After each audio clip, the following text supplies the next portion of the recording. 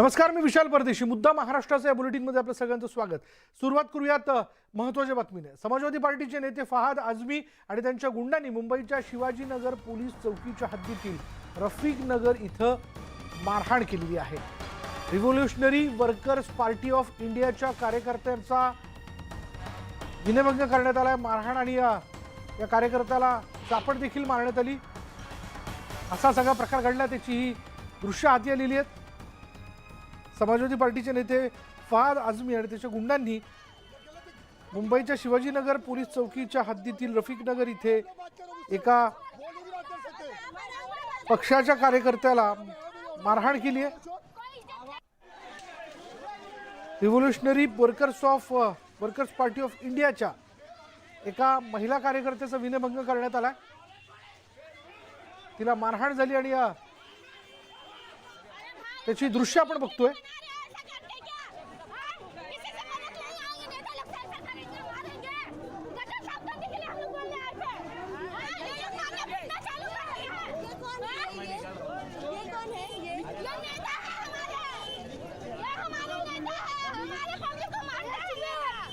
समाजवादी पार्टीचे नेते फहाद आझमी यांची गुंडगिरी आपण बघतोय. त्यांच्या कार्यकर्त्यांची गुंडगिरी आपण पाहतोय. त्याची दृश्य आपल्या हाती आलेली. आमचे प्रतिनिधी दिवाकर सिंग आता क्षणाला आपल्या बरोबर. दिवाकर, काय तपशील?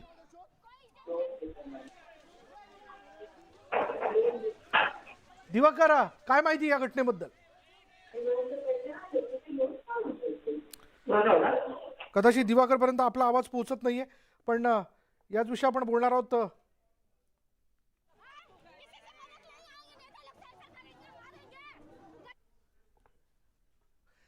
पुढे पाहूयात. एक महत्त्वाची बातमी अशी आहे, शेतकरी प्रश्नावरून शेतकरी नेते रविकांत तुपकर आक्रमक झाले असून त्यांनी थेट आत्मदहनाचा इशारा दिला. पीक विमा, अतिवृष्टीची रखडलेली मदत आणि सोयाबीन कापूस दरवाढ यासाठी शेतकरी नेते रविकांत तुपकर यांनी आरपारची लढाई लढण्यासाठी टोकाची भूमिका घेतली आहे. एकतर आत्मदहन करू द्या, अन्यथा बंदुकीच्या गोळ्या घाला, आता मागे हटणार नाही, असं म्हणत 11 फेब्रुवारी रोजी जिल्हाधिकारी कार्यालय किंवा AIC पीक विमा कंपनीच्या बॉम्बे स्टॉक एक्सचेंज मुंबई इथल्या कार्यालयासमोर त्यांनी आत्मदहन करणार असल्याचं जाहीर केलं.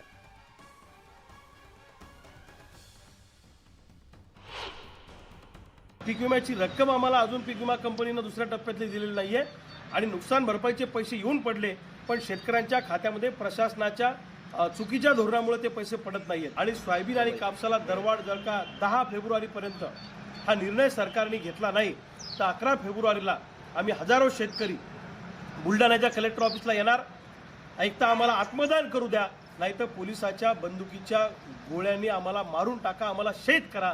एक तर हे आंदोलन बुलढाण्याच्या कलेक्टर ऑफिसला होऊ शकतं आणि हे आंदोलन AIC कंपनीच्या मुंबईच्या बॉम्बे स्टॉक एक्सचेंजच्या कार्यालयासमोर सुद्धा होऊ शकतं.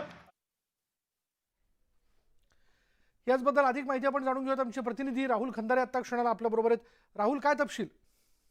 विशाल, अतिशय टोकाचा निर्णय या ठिकाणी रविकांत तुपकरांनी घेतला आहे. विदर्भामध्ये कापूस उत्पादक शेतकरी असेल, तूर उत्पादक शेतकरी असेल, या शेतकऱ्यांना या ठिकाणी मदत मिळावी, त्याचबरोबर अतिवृष्टीमध्ये नुकसान झालेल्या शेतकऱ्यांना मदत मिळावी, यासाठी रविकांत तुपकरांचा हा लढा सुरू होता. मध्यंतरी पण त्यांनी या ठिकाणी अन्नत्याग आंदोलन केलं होतं. त्यावेळेस त्यांना लेखी आश्वासन दिलं होतं, परंतु ते आश्वासन जे आहे त्याची पूर्तता या ठिकाणी झाली नाही. त्यामुळे आता रविकांत तुपकर यांनी अतिशय टोकाचा निर्णय घेतला आहे. येणाऱ्या 11 फेब्रुवारीला आत्मदहन करण्याचा इशारा दिलेला आहे. स्वतः आत्मदहन नाही तर कार्यकर्त्यांना घेऊन आत्मदहन करेल, अशा प्रकारचा हा इशारा आहे. त्यामुळं राज्याच्या राजकारणामध्ये या ठिकाणी आता खळबळ माजलेली आहे. परंतु शेतकरी जो आहे तो मळकुटीला आलेला आहे. सरकार मदत करत नाही आहे, वारंवार या ठिकाणी आश्वासनं देते, त्या आश्वासनाची पूर्तता होत नाही. त्यामुळेच या ठिकाणी रविकांत तुपकर ठिकाणी टोकाचा निर्णय घेतलेला आहे. आत्मदहन करू द्या, अन्यथा गोळ्या घाला, अशा प्रकारचा इशारा देखील त्या ठिकाणी देण्यात आलेला आहे. त्यामुळे आता प्रशासन कुठल्या प्रकारे या ठिकाणी दखल घेते हे बघावं लागणार आहे. विशाल, धन्यवाद राहुल या सगळ्या तपशिलाबद्दल. आपण पाहतोय की आत्मदहनाचा इशारा रविकांत तुपकर यांनी दिलेला आहे आणि जोपर्यंत भरपाई मिळत नाही, पीक विमा मिळत नाही, हे प्रश्न सुटत नाही, तोपर्यंत ही भूमिकेवर ठाम असल्याचं त्यांनी स्पष्टपणे सांगितलंय. पुढे पाहूयात. पिंपरी चिंचवडमध्ये राष्ट्रवादीकडून नाना काटे यांना उमेदवारी देण्यात आली. राष्ट्रवादी काँग्रेसचे प्रदेशाध्यक्ष जयंत पाटील यांनी ट्विटरवरून काटेंच्या उमेदवारीची घोषणा केली. महाविकास आघाडीमधील सर्व घटक पक्षातील कार्यकर्ते आणि पदाधिकारी एकत्र काम करून या निवडणुकीत आम्ही नक्कीच विजयी होऊ आम्हाला विश्वास आहे, असं ट्विट जयंत पाटील यांनी केलेलं आहे. आणि त्यामुळे आता चिंचवडमध्ये नाना काटे विरुद्ध अश्विनी जगताप असा सामना पाहायला मिळणार आहे. नाना, एकीकडे आनंदाचं वातावरण असताना दुसरीकडे ही निवडणूक सहानुभूतीच्या लाटेवर लढली जाते असं दिसतं आहे. तुम्ही कसं बघता या निवडणूक? नाही, या निवडणुकीला आम्ही सुरुवातीला सामोरे जात असताना संपूर्ण महाविकास आघाडी म्हणून या शहराकडे पाहतो आणि या चिंचवड मतदारसंघामध्ये आम्ही महाविकास आघाडीच्या माध्यमातून काम करणार आहोत. नक्कीच येणाऱ्या काळामध्ये या ठिकाणी महाविकास आघाडीचा जो मला आज उमेदवारी डिक्लेअर झाली, आम्ही चांगलं काम करू. येणाऱ्या काळात महाविकास आघाडीचंच या ठिकाणी काम होईल. अर्थात, परंतु जर बघितलं तर तुमच्यासोबत अनेक इच्छुक होते राष्ट्रवादीमध्ये आणि त्यामुळे आता त्यांचंही कुठेतरी मोठ बांधावी लागणार आहे. कसं बघता? आमची एकच मोठी म्हणजे भाऊसाहेब भुईर असतील, मयूर कलाटे असतील, राजू जगताप असतील, प्रशांत शितोळे असतील, मोरेश्वर भाऊ भोंडवे असतील, असे आमचे गोरक्षनाथ लोखंडे आहेत, राजू लोखंडे आहेत. असे आम्ही 10-11 जण जेवढे इच्छुक आम्ही जेवढी पार्टीकडे मागणी केली होती ते सर्व इच्छुकांची एक मूठ आहे. त्यामुळे एकमुखाने आम्ही मागणी केली होती आणि त्या मागणीचा आज दादांकडनं निरोप आला, जयंत पाटील साहेबांकडनं निरोप आला की महाविकास आघाडीतर्फे तुम्हाला ही उमेदवारी देण्यात येत आहे. त्यानुसार तुम्ही काम कराल, सगळे काम करतील, परंतु राहुल कलाटे हे बंडखोरी करू शकतात असं दिसतं आहे. काय सांगणार आहे? महाविकास आघाडीचे नेते सर्वजण त्यांच्याशी बोलतील. महाविकास आघाडीचा एकच उमेदवार या चिंचवड मतदारसंघात राहील अशीच अपेक्षा करतो. नाना काटे हे महाविकास आघाडीतर्फे अधिकृत उमेदवार जाहीर झालेले आहेत आणि आता ही निवडणुकीची रंगत वाढलेली आहे. पुढे सूरज कलबेसा, गोविंद वाकडे, न्यूज 18 लोकमत, पिंपरी चिंचवड.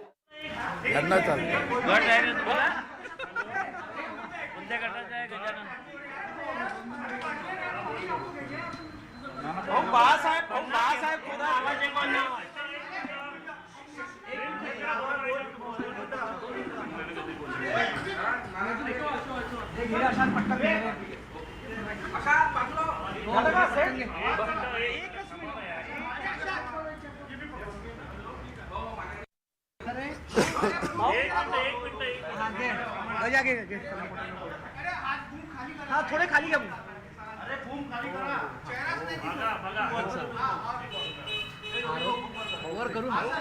बाळासाहेबांनी पक्षश्रेष्ठींना पत्र लिहिलेलं आहे आणि तुमच्यामुळे व्यतीत झाल्यानं मी पदाचा राजीनामा देतोय असं त्यांनी पत्रामध्ये म्हटलेलं आहे. राजीनामा दिला मी सर्वप्रथम आज बाळासाहेबांचा वाढदिवस आहे, त्यांना मी शुभेच्छा देतो. त्यांना दीर्घायुष्य लाभो आणि त्यांचं राजकीय अजून उत्कर्ष हो अशी मी सदिच्छा त्यांना देतो.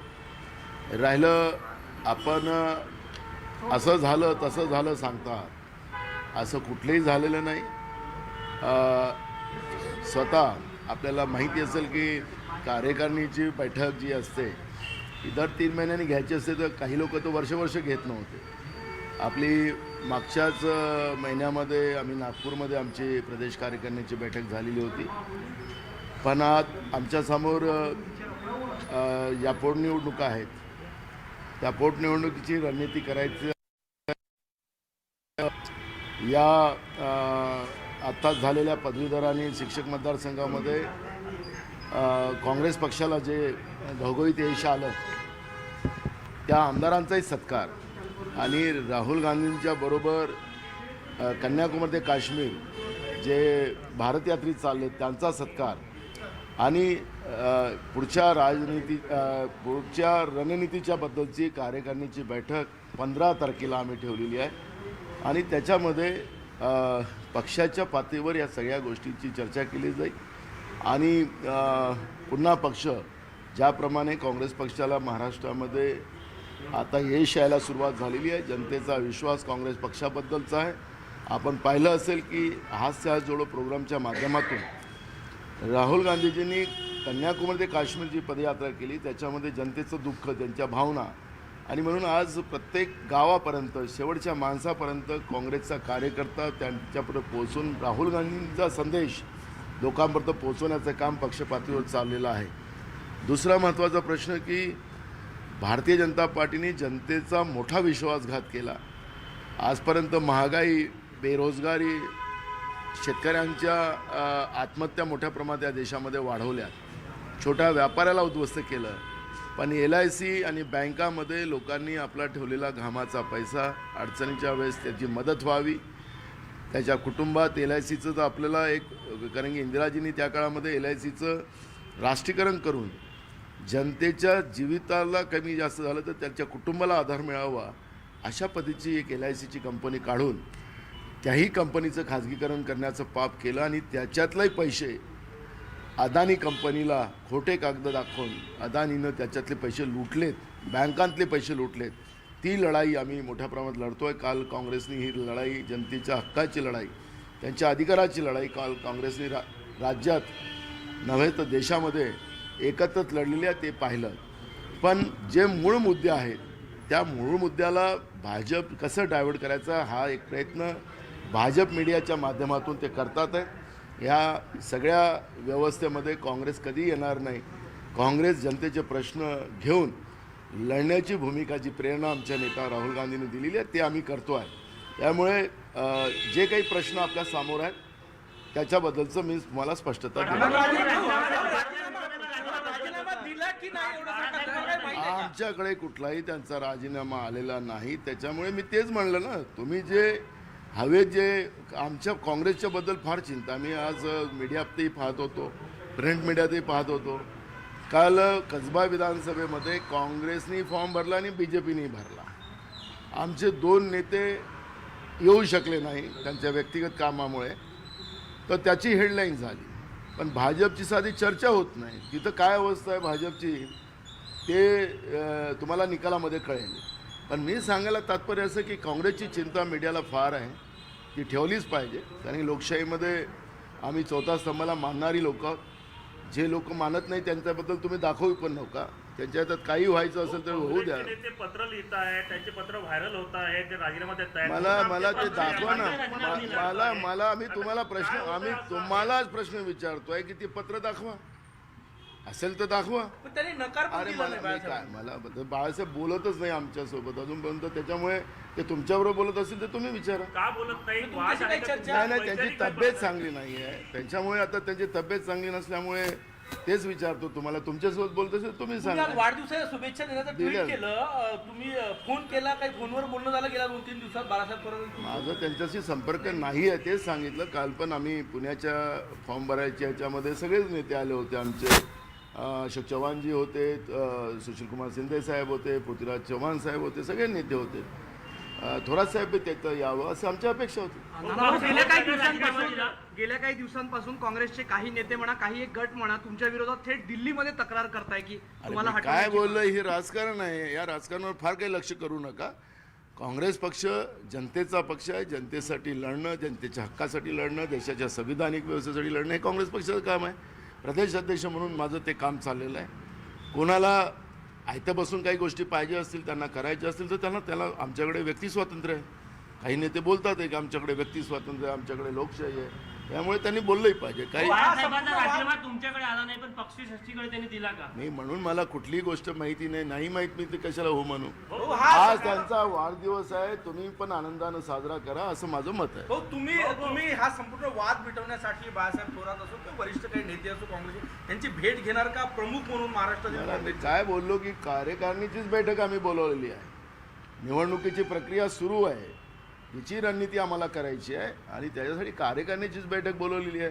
त्यामुळे अजून तुम्हाला फार काळजी वाटतं तर मला असं वाटतं की चांगली अतुल भातखळे यांनी दावा केलेला आहे की काँग्रेसमध्ये आणखी गळती लागेल आणि ज्या पद्धतीने शिवसेनेचं झालं तसंच काँग्रेसचं असं त्यांचा दावा. माझं काँग्रेस पक्षाला संपवायचा त्यांचे नेते नरेंद्र मोदी काँग्रेस मुक्त भारत करायला ते निघालेले होते. या काँग्रेसनं यांना हिमाचलात कसं, त्यांचे राष्ट्रीय अध्यक्ष आहेत तिथं, त्यांचे आहेत की नाही मला माहिती आहे, यांचे राष्ट्रीय अध्यक्ष तिथंच आहेत असं मला माहिती आहे. त्या हिमाचलमध्ये हे आपलं हिमाचल टिकवू शकले नाही. मला त्यांच्याबद्दल फार काही बोलायचं नाही आहे. भाजपला तर कसं आहे, त्यांना या एवढ्या गरमीत ते जॅकेट घालूनच फिरतात.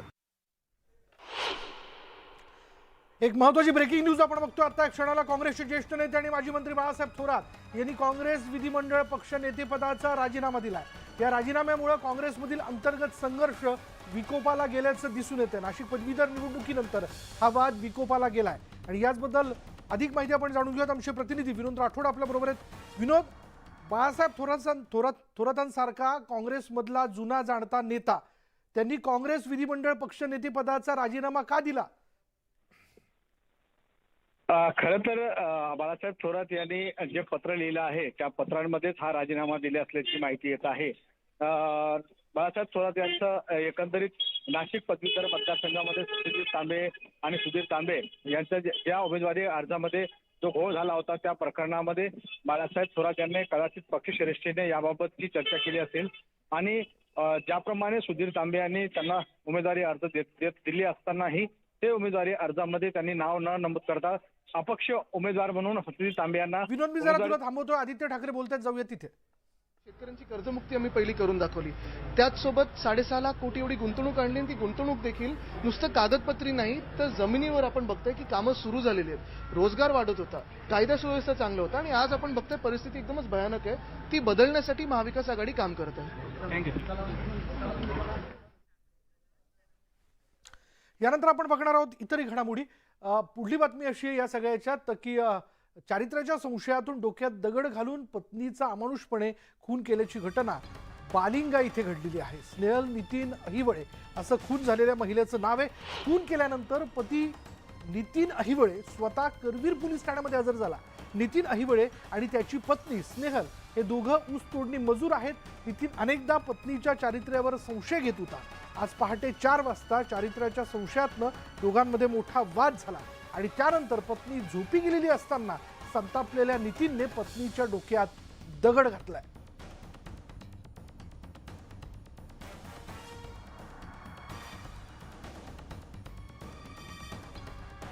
आणि याचबद्दल आपण बोलणार आहोत. आमचे प्रतिनिधी ज्ञानेश्वर साळोखे आपल्या बरोबर आहेत. ज्ञानेश्वर, संशयाचं भूत माणसाला कुठून कुठे नेतं, त्यातनच हा सगळा प्रकार, म्हणजे एका पतीने एका पत्नीबरोबर हा प्रकार केलाय का? नक्कीच असंच म्हणता येईल, कारण चारित्र्याच्या संशयावरून हा सगळा खुनाचा प्रकार घडलाय. स्नेहल अहिवळे आणि नितीन अहिवळे ह्या दोघांचा सुखी संसार सुरू होता आणि हे दोघेही ऊसतोड मजूर आहेत, मंगळवेढा तालुक्यातील आहेत. मात्र चारित्र्याच्या संशयावरून पत्नीवरती तो वारंवार आहे तो शंका घेत होता आणि यातूनच आज पहाटे ती झोपी गेली असतानाच मोठा दगड घेऊन आहे तो मोठा प्रहार केला आणि यातच त्या पत्नीचा म्हणजे स्नेहलचा जागीच आहे ती मृत्यू झाला. आणि त्यानंतर स्वतः करवीर पोलीस ठाण्यामध्ये हजर होत नितीन अहिवळे या पतीने हे ते आपण खून केल्याची कबुली दिली.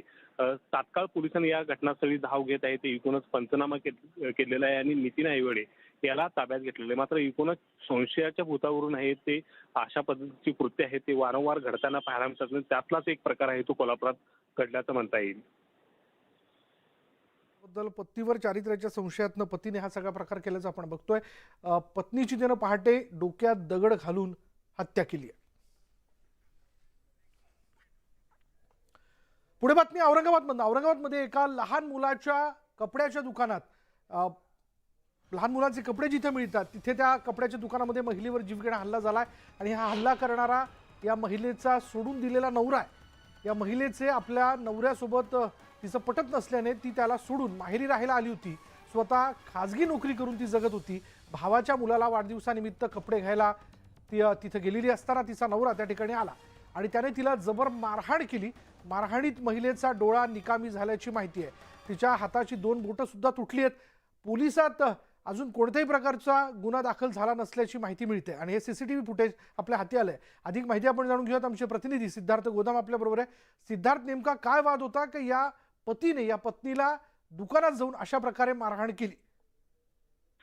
विशाल, अत्यंत संतापजनक घटना आहे. कारण या नवरा बायकोचं जमत नव्हतं. हा नवरा तिची सगळी कमाई दारू पिण्यात आणि त्या ठिकाणी खर्च करत होता. त्यामुळे ती कंटाळून माहेरी राहायला आली आणि माहेरी आल्यानंतर ती स्वतंत्र खाजगी नोकरी करून आपलं जीवन जगत असताना उद्या तिच्या लहान भावाच्या मुलीचा वाढदिवस होता, त्याचे कपडे घ्यायला गेली. त्या ठिकाणी आपण बघतोय सीसीटीव्ही मध्ये तिचा सोडून दिलेला नवरा त्या ठिकाणी आला आणि तिला अत्यंत निर्दयीपणे त्यांनी मारहाण केली. तिच्या डोळ्यावर, तिच्या नाकावर तिने जबरदस्त ठोसे लगावले आणि तिला खाली पाडून सुद्धा तिला मारहाण करण्यात आली. या मारहाणीमध्ये त्या बाईचा उजवा डोळा जो आहे तो निकामी झाल्याची माहिती येत आहे आणि तिच्या हाताची 2 बोटं सुद्धा तुटलेली आहेत. अत्यंत संतापजनक प्रकार आहे आणि विशेष म्हणजे ती महिला पोलिसात गेल्यानंतर त्या ठिकाणी तातून मातूर उत्तरं देऊन तिला परत पाठवण्यात आलंय. अजून कसल्याही पद्धतीचा गुन्हा दाखल नसल्याची माहिती मिळते. मात्र काही थोड्या वेळातच आता या सगळ्या गोष्टींची आपण सविस्तर माहिती लोकांना देऊया. धन्यवाद सिद्धार्थ या सगळ्या माहितीबद्दल. नंतर आपण बघणार आहोत बातमी गुजरातमधनं. गुजरातमध्ये कडाक्याची थंडी पडल्यामुळं रस्त्यांवर धुक्याची चादर पसरल्याचं बघायला मिळतंय. परिणामी परिसरात काही अंतरावरील दृश्य पाहणं नागरिकांसाठी कठीण झालंय. अर्थात व्हिजिबिलिटी कमी आहे आणि याचाच फटका जो आहे तो वाहन चालकांना बसलाय. हलवद मालिया महामार्गावर धुक्यामुळं 30हून अधिक गाड्या एकमेकांवर आदळल्याचा व्हिडिओ समोर आला. सुदैवाने या अपघातात कोणतीही जीवितहानी झालेली नाही. मात्र या अपघातामुळे मोठ्या प्रमाणात नागरिकांना ट्रॅफिक जामचा सामना करावा लागला.